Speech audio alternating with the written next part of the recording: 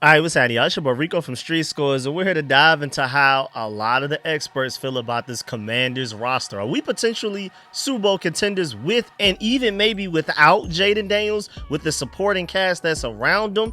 A lot of people feel like we have an elite roster. We're going to talk about the overall roster and how a lot of experts feel about that. And then we're also going to dive into every position group and where we rank in those different rankings as well. Certain players, certain position groups, all of that. We're going to do a full dive into everything. And before we get into everything, of course, I have a fun fact for you at the end of this video, so make sure you stay tuned for that at the end of the video. And before we get into everything, make sure you stiff on that like button, stiff on the subscription button, and stiff on the bell next to that subscription button so you get notification each and every time I release an informative and opinionative video just like this one. Make sure you stay tuned to all of the content. I promise y'all, I'm going to really get into this content once I finally get some free days.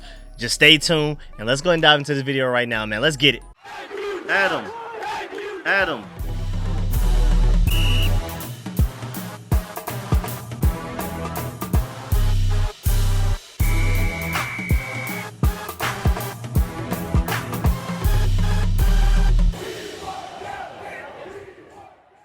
All right, so let's start with Pro Football Focus. You have Dalton over there. He did a full breakdown and ranked every roster in the NFL, and he had different categories. For each team, he had the biggest strength, the biggest weakness, an X factor, and a rookie to watch. Again, for every single NFL team. Of course, the Eagles are number one, but that's what happens when you draft a bunch of Georgia Bulldogs. You sign them in free agency, you draft them, that's what's going to happen. I tried to warn y'all years ago. People didn't want to listen. Now look at where the Eagles are right now. Then the Ravens. You know, they got a few of them over there too. Yes, sir. And then you have third, the Detroit Lions. Then fourth, you have the Kansas City Chiefs.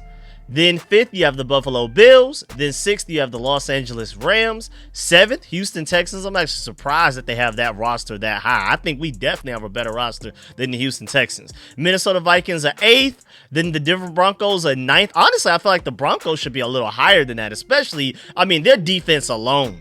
Then the Tampa Bay Buccaneers 10th. And then you have the Commanders 11th. And for us, they said our biggest strength in 2024, none other than Jaden Daniels, top 5 quarterback with the potential this season to show everybody that he should be ranked even higher than that. They said Daniels was the centerpiece of Washington's miraculous run to the NFC Championship game last season after going second overall in the 2024 NFL Draft. Daniels' dynamic dual threat ability allowed him to rank 5th among qualified quarterbacks with a 90.6 Pro Football Focus overall grade. He posted a league's best 1.5% turnover worthy play rate and led all quarterbacks with 52 missed tackles forced. That boy Jaden cold, man. It's not just the legs, it's the mental, it's the IQ, it's the awareness, it's the accuracy, man. I'm telling you, Tom Brady with legs. Y'all will see though. Then biggest weakness in 2024, defensive line. The Commanders' defensive line ranked 31st in the NFL in Pro Football Focus's grade last season, largely because of the poor run defense with the 39.1 Pro Football Focus run defense grade. Edge defender Dorrance Armstrong was the only qualified player with the unit who earned at least a 65 Pro Football Focus overall grade. That's terrible. Washington didn't make a ton of defensive line acquisitions either, so the unit could struggle once again when facing the league's elite offensive lines, namely the Philadelphia's, but I would actually push back on that. I guess they just ignored Javon Kinlaw and Dietrich Wise and Jacob Martin. I'm not saying they're going to, and Eddie Goldman. I'm not saying that they're going to come in here and just be dominant Pro Bowlers, but it's better than what we had last year, so I don't know how you could just completely ignore that, but it is what it is. We're just going to keep it pushing. I guess that's what happens when you let experts cover all 32 NFL teams. They miss some of the important things, but they'll learn. They'll see when we get to this season when our defensive line is at the very least way better at stopping the run. We'll see about rushing the passer, but stopping the run wise, I promise you, we're about to go from one of the worst in the NFL to one of the top 10 run defense stopping teams, and I feel very strongly about that. Then X Factor for 2025, I kind of agree. I feel like this is like our biggest boom or bust question mark where he might ball or he might just be a waste of space. I'm leaning far more to ball. I'm like 80-20. But there are some questions out there for this guy that I understand why some people may be apprehensive, but I'm very bullish when it comes to Marshon Lattimore. I think with this full off season, even though he's skipping OTAs, with this full off season, full training camp, fully healthy, I think Marshon Lattimore is going to play at a Pro Bowl level again, and that's going to change everything. You're talking about not being able to get pressure on the quarterback. We may get coverage sacks because Trey Amos, Marshawn Lattimore, and Mike Sanford still are locking things down in that secondary so well. But they said the Commanders acquired Lattimore before last season's trade deadline to improve a mightily struggling cornerback unit. Unfortunately, he battled a hamstring injury down the stretch and played in only the team's final 5 games, including the postseason. A return to health and a full season of production closer to his career averages would vastly improve a cornerback unit that ranked dead last in Pro Football Focus's coverage grade last season. I mean, when you have Emmanuel Forbes, Benjamin St-Juste, and Michael Davis, there's a reason why you rank dead last in a category. And then rookie to watch, my boy, Josh Connolly Jr. Connolly figures to compete for the right tackle job and potentially improve a blocking unit that ranked 22nd in Pro Football Focus's pass blocking grade last season. His 83.6 Pro Football Focus pass blocking grade ranked 17th among qualified FBS tackles last season. If he does win the job, it will allow Andrew Wiley, Brandon Coleman to play inside where the team may not have Samuel Cosmi to start the season. And if I had to guess right now, especially just assuming that Samuel Cosmi will not be ready week 1, I'm thinking it's literally going from left to right. Laramie Tunsil left tackle.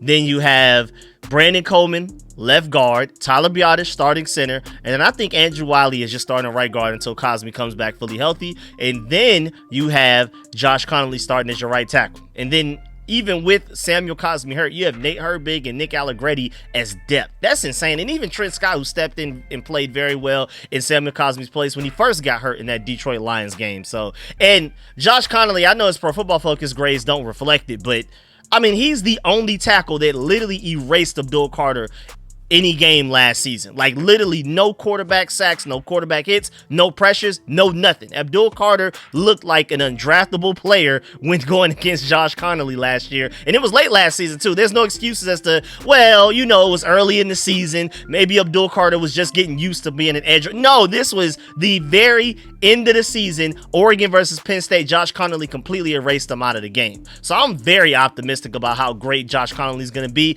Especially, I mean, I already felt that way about him, but then you have a lot of different experts saying that, like, if he would have stayed in college for one more year, he's easily a top 10, maybe even a top 5 pick in next year's draft. That's the level of talent that he has. There's just a little bit of rawness to him. I mean, look at his baby face. You know what I'm saying? Of course, he's not all the way there yet, but I'm ready to go ahead and throw him out there to the Wolves, not only this year instead of him waiting until next year, but also week 1. I think he's ready to go, man. Again, if you could do that against Abdul Carter, we're good to go. And I think we're going to have a top 5 offensive line in the NFL easily this year. And then also, I do want to point out the fact that, I mean, I know 11 doesn't get a lot of people excited. Like, man, why are all these other teams above us? But think about it, man. It is crazy that people feel like we at worst have the 11th best roster in the NFL. And they had to not only come in and rebuild this thing, they had to tear it down first.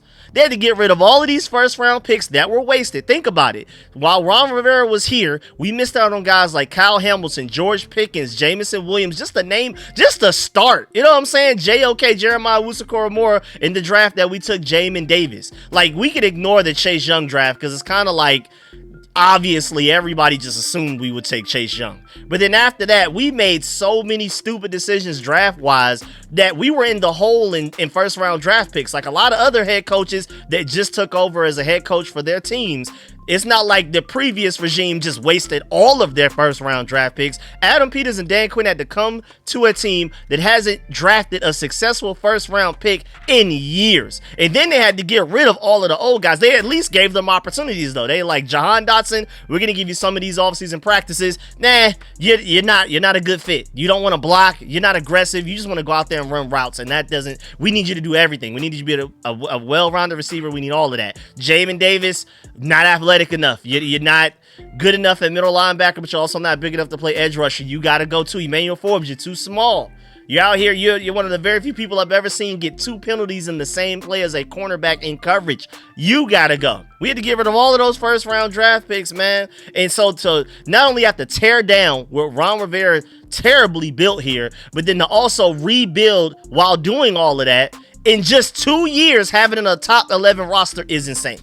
You have teams out there that have had the same head coach for 5+ years. Same regime, all of this continuity, all of this chemistry. They've had plenty of time to build their teams up, way more time than we've had, and they don't even rank as high as we do. So Adam Peters and those guys are really working magic. Imagine what this roster is going to look like in year 5. This is just year 2. Imagine what year 5 is going to look like. Imagine what we look like by the time we get our new stadium. Top 3 team in the NFL perennially, like just over and over again every year, strong Super Bowl contender. Maybe we even win a Super Bowl or 2 before we even get to the new stadium. I'm that excited about this roster. And then also moving on, there were 4 commanders among the NFL's most important players in 2025. This is a weird article. CBS Sports named the top 100 players with 100 days until the season starts. So this was a few days ago.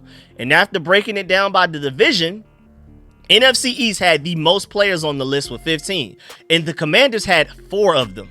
So shouts out to the Commanders for that. So number 6 was Offensive Rookie of the Year, Jaden Daniels. They said he's coming off of one of the most dazzling debuts in NFL history, and the Commanders have gone all in on improving his supporting cast. Of all of the aspects that stood out in 2024, perhaps his calm under pressure for game-winning drives was the most impressive, and he can be a legitimate MVP candidate this upcoming season. And then 7 and 8. They said the Commanders traded for Laramie Tunsil and Deebo Samuel this offseason. Both are coming off of down seasons. Tunsil committed an NFL-high 17 accepted penalties. He won't do that with us, I promise you that right now. And Samuel had his second fewest yards from scrimmage. He will not do that this year either. But they're big talents too. Tunsil's addition plus first-round tackle Josh Connolly helps fix an inconsistent offensive line, and Samuel, if healthy, could thrive in a Cliff Kingsbury screen-heavy offense. But we give second-team All-Pro wideout Terry McLaurin the slight nod over Samuel in terms of importance. Washington would love if both proved very important. So they talked about Deebo Samuel quite a bit, but if you're keeping score, 6 was Jaden Daniels, and then 7 to 8 were actually Laramie Tunsil and Terry McLaurin, not Deebo Samuel. And then 9, they said we can add Marshawn Lattimore to that group as well. Acquired at the trade deadline, Lattimore had a nagging hamstring issue and wasn't effective when on the field, but hopes remain high that he and Mike Sanderstill and Trey Amos, the rookie, form a solid cornerback trio, and I'm confident that they will. Now, moving on, let's start to dive into individual position groups instead of just the overall roster. Starting with linebackers, you can see on the screen right now. Pro Football Focus ranked their top linebackers going into this 2025 season, and as you can see, Bobby Wagner is 3rd. You also have a Georgia Bulldog right behind them 4th, but we're not going to get into that. But Bobby Wagner is 3rd out of all linebackers in the NFL. You have Fred Warner, you have Zach Bond, and we'll see, you know what I'm saying? Can you do it again? Was this just a flash in the pan? Is that who you truly are? Bobby Wagner is the embodiment of consistency. Even at his age, even though he's not physically where he used to be, he's no longer in his prime, he's still one of the best run defenders in the entire NFL. And with all of the acquisitions we made this offseason, and Joe Wood Jr. getting another year under his belt as far as trying to learn this defense and scheme it the right way, I think Bobby Wagner will be in less situations where he's in coverage. He'll be more so going after the quarterback like he and Frankie Louvu did very well last year. And also he'll be able to do what he does best, and that's read opposing offenses, audible the defense, and stop the run. So I think 3rd actually makes a lot of sense even at this age. Now moving on to wide receiver, Trevor Sycamore, Pro Football Focus, did a wide receiver tier situation. So he ranked them, but he also had them in tiers while ranking them. And Terry McLaurin was a part of the 3rd tier, and he was 10th overall. His peers included Mike Evans right in front of him and Drake London right behind him. Just to let you know, notable NFC East rank, shouts out to George Carmi for pointing this out. You had AJ Brown 1, CeeDee Lamb 6, and Malik Neighbors 13. So out of the NFC East, Terry McLaurin, they feel like is the 3rd best receiver. I'm not going to lie. I put Terry McLaurin ahead of CeeDee Lamb, but that's just me personally. But to dive into it, tier 1, they have A.J. Brown, Justin Jefferson, then Jamar Chase, then Amon-Ra. St. Brown starts off the tier 2 with Puka Nacua, CeeDee Lamb, Nico Collins, and Tyreek Hill. Then tier 3 starts off with Mike Evans at 9, and then Terry McLaurin at 10. Then you have Drake London, Malik Neighbors, Garrett Wilson, then T. Higgins, then Brian Thomas Jr., then Devontae Adams, and then you get to tier 4 that starts off with Devonta Smith, Chris Godwin, and it just goes on and on and on. I do want to acknowledge the fact that my dog Lad McConkey's 22 though. That's the only reason I kept going. I was waiting till we got to Lad right there. But shouts out to Trevor Sycamore for feeling like Terry McLaurin is the 10th best receiver in the NFL. And again, I love CeeDee Lamb. I wanted to draft him so bad when he was coming out of the draft. But I don't know, man. To put CeeDee Lamb and I can see it. I can see it. Nico Collins is very talented too, but man, Terry McLaurin doing more with less. I just feel like he deserves a little bit more credit for that, but it is what it is. At the same time, it's hard to put Terry in front of Mike Evans. I just feel like both Mike Evans and Terry McLaurin should be a little higher. That's just me. But either way, you also have this wide receiver ranking from Top 1 Fantasy Football, and I'm assuming that this is fantasy football wise. This is not necessarily talent. This is fantasy football, who they think is going to end up putting up the most points. And yeah, and then when you look at it, it's clearly fantasy football, because as much as I love Malik Neighbors, they have him above Justin Jefferson, and that's pretty crazy. So, and even as much as I love Lad McConkey, Georgia dog, but above Terry McLaurin, crazy if we're talking about wide receiver rankings. But if you're talking about fantasy football, I can see it. So you have Jamar Chase 1, then Devontae Adams, then Malik Neighbors, then Justin Jefferson, then Brian Thomas, then CeeDee Lamb, then Drake London, then Amon-Ra St. Brown, then Nico Collins, then my boy Lad, then A.J. Brown, and then Terry. And then under that, you have Puka Nacua and DJ Moore. That's interesting too. I mean, the fact that they even have Terry that high, even though we know Deebo Samuel's going to be a big part of this offense, you know, I'll actually take that as a compliment, fantasy football wise. And then also,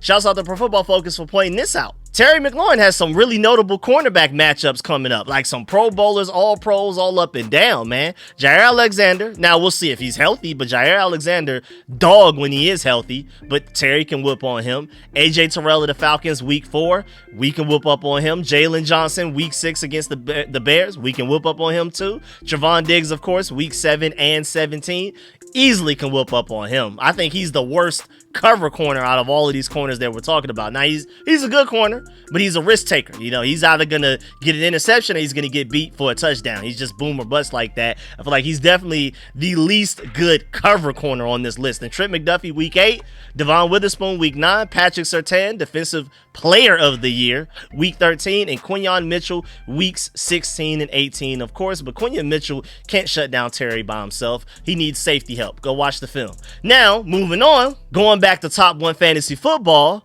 they have their wide receiver 2 rankings as well. And then you have Deebo Samuel 8th on that list. So you have Puka Nacua 1, Chris Godwin 2, then T. Higgins, then Cooper Kupp, then Devonta Smith, then Jordan Addison, Xavier Worthy, and then you have Deebo Samuel above Jamison Williams, Brandon Ayuk, George Pickens, Rome Odunze, Jalen Waddle, and Christian Kirk. Shouts out to my Georgia Bulldog over there, George Pickens. But either way, though, I can see that list. I think Deebo Samuel's going to, by the end of the season, get a little higher than that for the same reasons that I said that I'll take it as a compliment where they had Terry in their fantasy football rankings, because I think Deebo Samuel's going to get the ball a lot.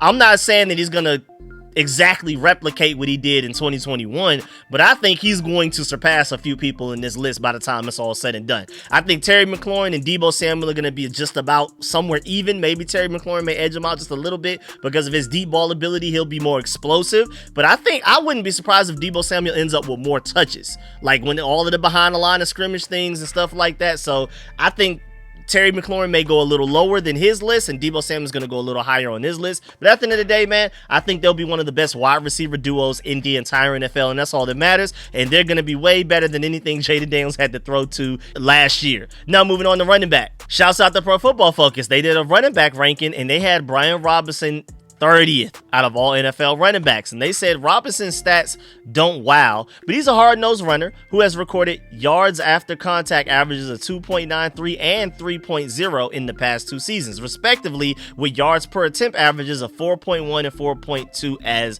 well. Which takes me to my point that I'm still rooting for B-Rob to ball out. But man, Jacory, we need you, man. We need that explosion, that elusiveness, man. I know he's a 7th round pick, but he's not your ordinary 7th round pick, man. He had really strange, unique, and rare circumstances. And to me, at worst, he's a 3rd round talent, honestly, in my personal opinion. And I'm hoping he flashes immediately and earns Cliff Kingsbury's trust as soon as possible so that he can get carries and is a consistent part of this offense very early on, especially when the weaker part of our schedule is in the beginning of the season. And maybe we can gain big enough leads to where in some of those games we can afford to just go ahead and throw Jacory out there often, give him a lot of carries to see what he can do in real NFL action, and then maybe he can earn Cliff Kingsbury's trust then. Now let's have some real fun. So, you know, ESPN Mike Clay, he does his NFL projection guide of 2025. He does this every year. It's super detailed. It's a whole PDF file with, I don't even know how many pages this is. This is like 100 pages or whatever, but he breaks down every team. He ranks every team for every position group. He gives grades, all of that stuff. We're about to get into that, but if y'all were here last year, you already know I did this last year as well. So for unit grades, as you can see on the screen right now, for quarterback, he gave us an 8. And we're later on, like after we get to these units grades, we're going to go through each unit. We're going to go through each position group, and we're going to look at where we rank in that position group. So he gave quarterback 8. He gave running back 6. He gave wide receiver 8 as well. If wide receiver's 8, I think quarterback should easily be 9. I think naturally quarterback should be 9 or 10 just off of Jaden Daniels alone, but we'll get to that later. Gave tight end 5. I'm not too mad at that. Gave offensive line 5. I strongly disagree against that. I think our offensive line is better than our receiver group. So if the wide receiver group's an 8, I think our offensive line is honestly a 9, but I'm not going to sit here and argue with them all day. Then, when it comes to the interior defensive line, they gave us a 4. When they gave us edge rushes, he only gave us a 2. But outside linebackers, off-ball linebackers, not outside linebackers, off-ball linebackers like Bobby Wagner, Frankie Louisville, and all of those guys, he gave us a 10. Now, I love our linebacker group, but Jaden Daniels an 8. I mean, of course, it's the entire quarterback room, but Marcus Mariota is arguably the best backup quarterback in the NFL as well. So I don't know. This is weird to me. Then cornerback 6, I think is going to end up being better than that. And then safety, I mean, I don't think any position group on our team is as questionable as our edge rusher group. So I feel like the safety group just naturally should at least be a 4 off of that. And I think even the interior defensive line with the 4 that it has, I think that should be a 5.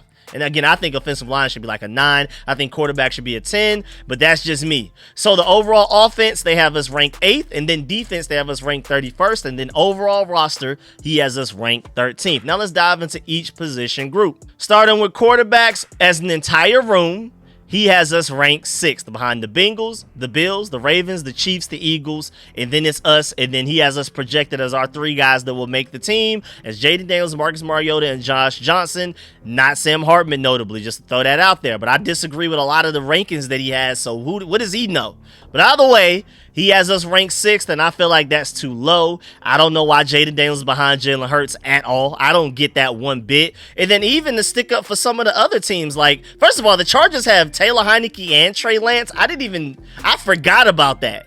But, like, I'm not understanding how, like, first of all, Jordan Love, Malik Willis went out there. Now, granted, I am biased. Malik Willis is a Westlake High School grad, so shouts out Cam Newton, Adam Pac-Man Jones, AJ Terrell, my boy Juan Gaston over there about to start for Georgia. You know what I'm saying? We just do what we do. You know, we were the high school that had the most players in the NFL out of any high school for like a couple of years, a few years ago. You know what I'm saying? You know, we do what we can. But either way, I mean, when he stepped in for Jordan Love when he got hurt, Malik Willis was balling out to the point that people were questioning, do you even bring Jordan Love? Do you rush him back? Of course, when Jordan Love is 100% healthy, you play him. But Malik Willis had a lot of momentum going. So I just think it's weird to have Jordan Love and Malik Willis behind Tua and Zach Wilson and Quinn Ewers. I just don't get that one. To even just stand up for other groups. And yeah, Jaden Daniels behind Jalen Hurts. I don't even care about the rest of the position group. But even then, Marcus Mariota is better than Tanner McGee and Kyle McCord. So I don't get that one. And even Pat Mahomes, as far back as he is, does he feel like Joe Burrow is the best quarterback in the NFL? Because I don't think Jake Browning and Logan Woodside is that much better than all of those other backup quarterbacks for you to play some. Even Cooper Rush. I mean, we know as Commanders fans, Cooper Rush is a good backup quarterback. We couldn't do nothing with him. So I don't know. It's a weird list. Either way, keeping it pushing. Now moving on to the running backs. We're actually not as far down as I expected. We're somewhere like, what are we, like 10th from the bottom? 13th from the bottom. We have the 13th worst running back room, which is somewhere around like average, slightly below average. I'll take it. But I think once Ja'Cory comes out and shows everybody what they missed by allowing him to fall to the 7th round, I think we can explode into like the top 15, maybe even top 10. I'm just that high on Ja'Cory. And I also think Ja'Cory, if he becomes who I think he will become, I think that's going to keep Brian Robinson more fresh. I think he'll be able to stay healthy because, you know, Brian Robinson is pretty good for like the first 8-10 games. And it's kind of like he gets worn down. He starts to get hurt. And then that's when he starts to tail off. But if you can keep Austin Eckler and Brian Robinson by play style, Austin Eckler by age, that, you know, they just have a lot of mileage on them. And if you could just keep them a little bit more fresh to where they're getting a little less touches and Ja'Cory's out there doing this thing, I think we can actually skyrocket past a few of these teams. But you can't argue against Jahmyr Gibbs. Like, you just can't. Now, granted, Christian McCaffrey has injury concerns, but I mean, Isaac Guerendo, a lot of us Commanders fans were screaming for us to draft him a couple of years ago. So I'm not surprised that they have that. That's enough to put him above Saquon Barkley of the Eagles. And then Bijan Robinson and Tyler Algier, as much as I hate the Falcons, that duo is insane. And then even, I mean, Derrick Henry, Jonathan Taylor, we just got to see him stay healthy. I mean, it's a lot of interesting running back combinations. I forgot some of these players went to some of these teams. Free agency is really interesting. Even the draft, they already have Aston Genty and Raheem Mostert up there in like the top 10. That's interesting. We'll see. I gotta kind of see it before I start to rank, rookies that high. But that's just me. Wide receiver wise, they have us 9th by wide receiver room, which is interesting. And as far as the people that are going to make the team, they say definitively Terry, Debo, Noah Brown, Luke McCaffrey, Jalen Lane. I think we're going to end up keeping 6 receivers, which is interesting. That's a whole nother discussion in itself. Who's going to get that last spot? I know a lot of people are rooting for Michael Gallup. I know some people are still rooting for KJ Osborne. Of course, you have Ja'Cory Brooks, who we just signed as an undrafted free agent. That's the kid from Louisville.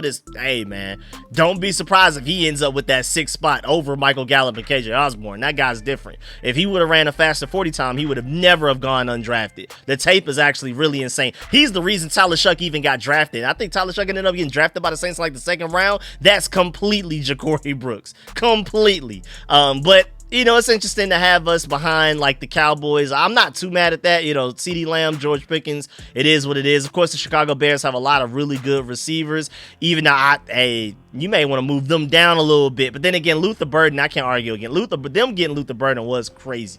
And then, a lot of these other wide receivers. I didn't even realize Nick Westbrook-Akine went to the Dolphins. That's interesting. There's a lot of interesting receiver rooms right here, man.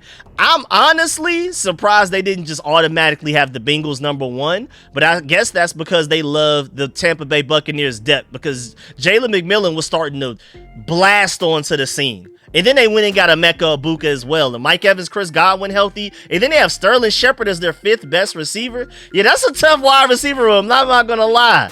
Shouts out to the Vikings. Hey, I think the Rams honestly should be 2nd. I ain't going to lie. And I think I would move the Bengals up to maybe 2nd or at worst 3rd. But that's just me. And I think by the end of the year, when people see who Deebo Samuel really is, and I think when people finally realize how talented Jalen Lane's going to be for us, especially as a deep threat and behind the line of scrimmage, I think we're going to go up a little bit higher as well. But hey, I like the fact that we're at least above the Detroit Lions. I like that. I'm surprised. Or even the Jacksonville Jaguars with Brian Thomas the season he had, and then they added Travis Hunter. And then they got De'Ami Brown over there, and I've been hearing some good reports about De'Ami Brown, but I'm not going to believe it till I see it. Now moving on to the tight ends. They have us as the 10th worst tight end unit in the entire NFL. We're not ranked above a lot of people. And I mean, Mark Andrews and Isaiah Likely at the top makes sense. Hey, my Georgia dog, Brock Bowers, and then you got Michael Mayer over there at 2nd. Makes sense. And then Travis Kelce's kind of carrying the Kansas City Chiefs one. Sam Laporta's kind of carrying the Detroit Lions one. Even though I think Trey McBride deserves a lot more credit than he gets, I would put Trey McBride over the Browns. But I guess maybe the Browns, I was a big Harold Fannin Jr. kid, guy coming out of the draft. So maybe that depth right there is what, but I think Trey McBride should be higher than this. I mean, I like Colson Loveland and Cole Kmet a lot as well, but I think people are really sleep on Trey McBride. Y'all will see this season, man. Trey McBride is a difference maker for the Cardinals. Hey, don't say I didn't warn y'all. But yeah, these are some interesting, we got Zach Ertz, Benson, and John Bates, and they have Lawrence Cager as our 4th tight end. That's interesting. I've been hearing some reports that some people think that Lawrence Cager may actually, make the team and really like make a significant impact. I think even Logan Paulson pointed out the fact that Cole Turner may surprise some people this offseason off of what he's seen so far. So that's interesting. Now moving on to the offensive line. Now, this one is by far the most disrespectful out of any of the lists, man. To have us somewhere like right around average is insane. I strongly feel like we're going to have a top 5 offensive line in the NFL. I am so confident in that. Laramie Tunsil, Nick Allegretti is a backup, first of all, now. Tyler Biadasz is a starting center. Brandon Coleman is just starting left guard. Andrew Wiley, to me, right guard until Samuel Cosmi comes back. You don't even have Josh Connolly in the list. Come on, man. He's the guy that literally erased the 3rd overall pick of Dual Carter from the game completely. Had no pass rush stat against the guy. I don't know. We'll see it. Maybe they just think that Laramie Tunsil is going to be, very penalty prone again or something. I don't know. I think this is the most disrespectful ranking out of all of them, because you're gonna see some of these defensive rankings and be like, that's really low. But it's at the end of the day, kind of got to go out there to prove it. But I think on paper alone, our offensive line should be top 10 at worst, but it is what it is. Now moving on to the defensive side of the ball, started with interior defensive line. And of course, they have us 5th worst. I'm surprised they didn't have us further than that. But then the Texans are led by Tim Settle. So I guess that should kind of, and I love Tim Settle, man. I miss him, but that should kind of tell you everything you need to know. And then you have Brian Brzee over there, one of those traitors that ended up going to Clemson instead of Georgia. I'll never forgive him for that, but that's another story there. But of course, hey, shouts out to Jonathan Allen. You know what I'm saying? Shouts out to Gucci. That boy Jonathan Allen is leading arguably the best interior defensive line group in the entire NFL. You have the Tennessee Titans with Jeffrey Simmons and Tavondre Sweat and Sebastian Joseph Day. And then they still have Jonathan Allen, Javon Hargrave, and Harrison Phillips over that. That's interesting. Seattle Seahawks have Leonard Williams and Byron Murphy, Jaron Reed. You know what I'm saying? I'm a little surprised they got the Vikings 1. I think they're really good. I think they're easily top 5. But 1, that's pretty rich for me. But hey, man, either way, it's not really much to talk about here because we're so far down. Even the Philadelphia Eagles having Jalen Carter, I feel like, even outside of Georgia bias, the best interior defensive lineman in all of football right now, and they have them somewhere in the middle just because they lost Milton Williams and so many other guys that, you still got my other Georgia Bulldog, Jordan Davis there, but I think that's pretty low, man. I think that even the Jets, Quentin Williams and Derek Nandi and Leonard Taylor, I think that's pretty low as well. I'm just kind of skimming through a little bit just to kind of see where some of these people are at. I don't know. These weird rankings to me, though. Commanders, I can understand why you have us down there with Deron Payne, Javon Kinlaw, Johnny Newton, Eddie Goldman, and Sheldon Day, but I think they're going to play way better than that.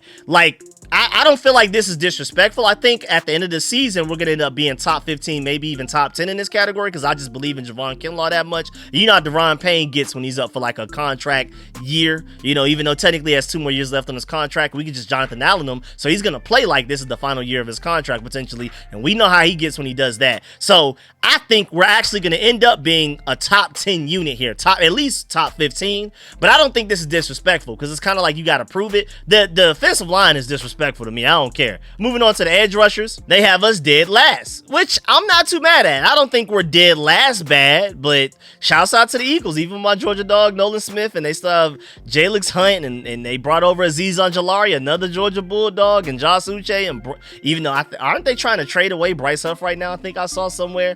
But even with all of that, and even the Falcons with another Georgia dog, and they just drafted James Pierce and him together, and then they just brought over Leonard Floyd, who had 8 sacks for the 49ers last year, or double digits, something around there.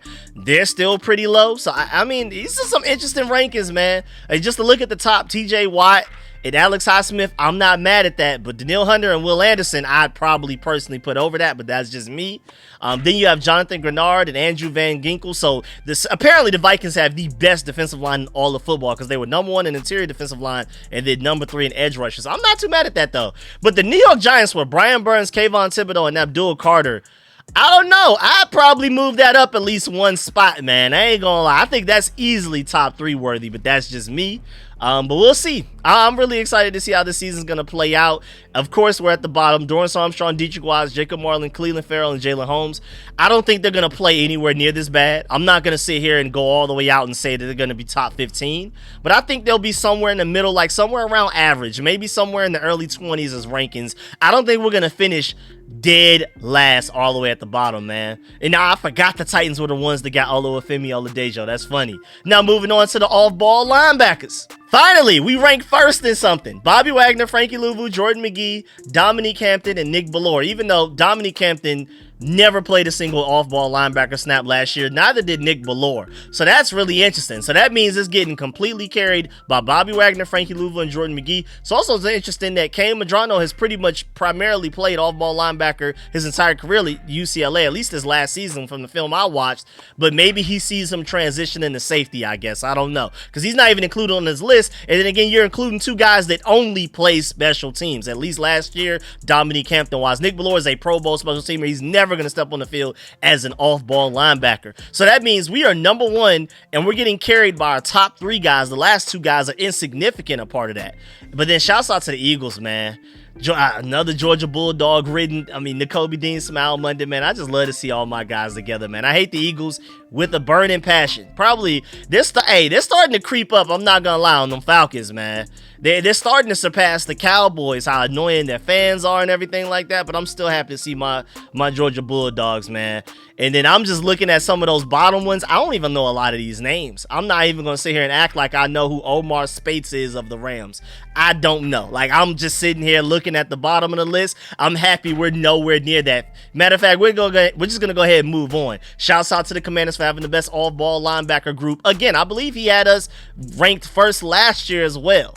So let's get it. Now moving on to the corners. Now with the logic of we have to like prove ourselves and how low he had our offensive line and how low he had our interior defensive line and our edge rushers, I would think that he would have our corners lower than where they are right now. And I think this is still too low for our corners, but I'm surprised by how disrespectful he was about some of our other position groups. He wasn't the same amount of disrespectful for our corners. I'm surprised he has them this high.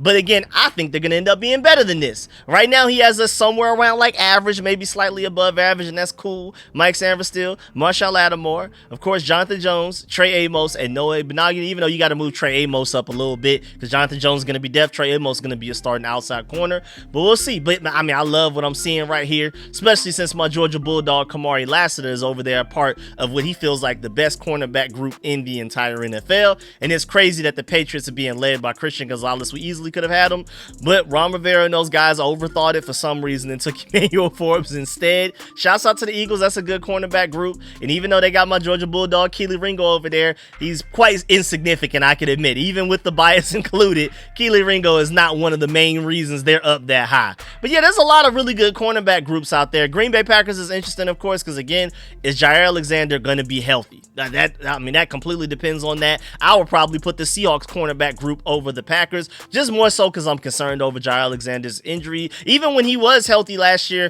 you could tell he was kind of playing hurt. And then Patrick Surtain is the defensive player of the year.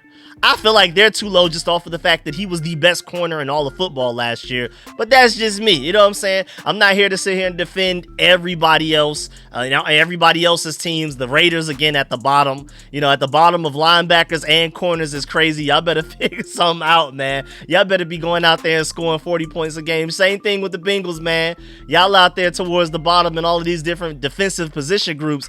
But y'all better go out there and score 40 points, man. They about to go out there like some glass cannons. Now moving on to the safeties. Now I know there's some doubt in our safety room, but second to worst? Nah, I can't agree with that. I don't feel like it's downright disrespectful. I'm not saying that, but I don't think we're going to end up being second worst at all. I think we're going to get somewhere in the middle average. I mean, hey, let's go sign Justin Simmons right off the street right now. You know what I'm saying? That'll probably skyrocket us up to like 20th just off of that alone. So we'll see. Of course, you have Quan Martin, Will Harris, Percy Butler, Jeremy Reeves, and Tyler Owens. I mean, again, no Kane Madrano, no mention in the off-ball linebackers, no mention in the safeties. Interesting. Maybe they don't think he's going to make the roster. We'll see. But yeah, man, that's the end of this video. Please get in the comment section. Let me know how you feel about everything discussed in this video. Please stiff arm that like button, stiff arm the subscription button, stiff arm the bell next to that subscription button so you get notification each and every time I release an informative and opinionated video just like this one. Of course, here's your fun fact for the day. And this one's actually pretty tough, man. Washington Pro Football Hall of Fame quarterback Sammy Baugh was the most accurate passer of his era. He led the NFL in completion percentage 8 times in the 10 seasons of the 1940s. That is absolutely insane. Arguably best quarterback of all time discussion stuff right there, man. Shouts out to Sammy Baugh, Redskin, great. Of course, let me know in the comment section how you feel about everything. Do you agree or disagree with any of the points that were brought up, like our different position group rankings, like we did for the second half of this video? How do you feel about where Terry McLaurin was ranked, where Deebo Samuel was ranked out of wide receiver 2s, fantasy football wise, our overall roster being ranked 11th from different experts and things like that? Let me know how you feel about everything. I definitely want to see y'all's opinions on this one. Make sure you leave a like on the way out. Really appreciate y'all. I'm gonna catch y'all later. I'm out.